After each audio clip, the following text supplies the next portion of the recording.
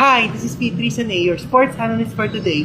So, magte-take tayo ng reflection about the NBA Conference semifinals matchups between the current matchup of the Knicks and the 76ers, also the Spurs and the Timberwolves as well. So, ang isa sa mga reflections ko for about the Philadelphia 76ers is about they came back from 3-1 and they beat the Boston Celtics in Game 7. Isa sa mga tatlong predictions ko, tumama lahat eh. You get the Pistons, the 76ers, and the Cavaliers to win 3 Game 7s in the Eastern Conference first round. So, for the New York Knicks, they beat the Atlanta Hawks 51 points! And their largest is 60. 61 or 60 and above. So, first time lang na nangyari sa mga history Pag mula 1947 to 2026, first time na nangyari. And I was shocked talaga eh. So here's the bracket that I've made. And I get the Thunder and the Lakers. So I picked the Lakers to win in 6. And the Timberwolves with the Spurs. They choose the Spurs as well.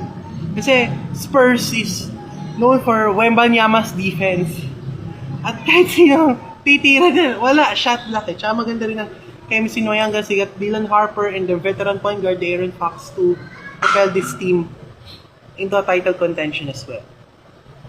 I choose Spurs over Timberwolves. Sorry, Ant-Man, but I got Wemby and Fox. For the Thunder and the Lakers naman kasi, I choose the Lakers kasi because I got Luka Doncic. And for the past 6 years kasi ng NBA, yung mga reigning champions na previous year hindi umaabot ng conference finals eh. So I'll pick the Lakers as well. Tsaka sabi kasi ni Shaquille, well, ito nga pala, additional fact. Sabi kasi ni Shaquille O'Neal sa kanyang TV program na Inside the NBA na pag once na nakita ang Thunder and Spurs, may ilalaglag rin ng Spurs ang Thunder eh. Parang history repeats itself. So, parang grade 3 pa kasi ako nung nangyari. At lipat naman tayo sa East. We get the Pistons and the Cavs. So, both these teams umabot ng Game 7 bago sila magkita sa conference semifinals. For the Pistons, they're my favorite team to win it all kasi you get my guy Cade Cunningham scoring 32 in Game 7 and Tobias Harris as well scoring 30 points as well, and he redeemed himself from his previous Game 7 losses of his career, and well-deserved game for him. And down 3-1 pa sila. So the Cavs sindan din against the Raptors without Brandon Ingram with a heel injury as well. So sa mga naging losses between Orlando and Toronto, they lost one of their best players due to injuries as well. Franz Wagner with a calf injury sa Game 4 and Brandon Ingram with a heel injury as well na naging cause ng series as well. But still, umabot ng Game 7, no excuses. And that's it. For the Knicks, yung 76ers, sabi ko na rin kanina, na tinalo nila, diba? At happy rin ako for them to win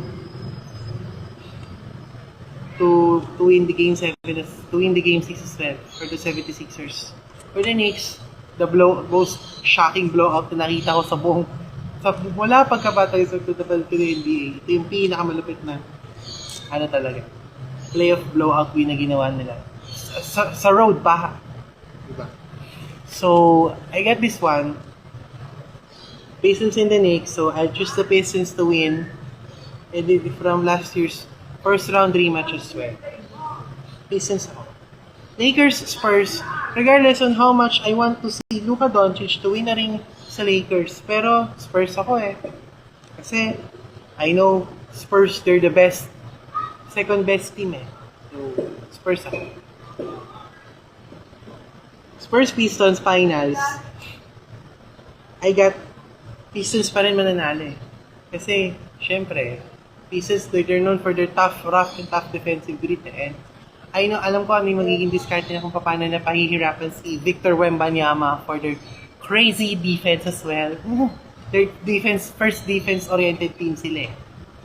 So, I know how do they play, how do they defend Wemby in the paint, paano nila i-restrict ang kalaban, and ready na ako for tomorrow's conference semifinals between LeBron versus 64 win team OKC Thunder.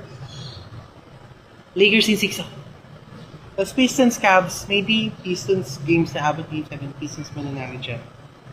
So, that's it, and I hope you would like and subscribe. I hope you would like and appreciate my video.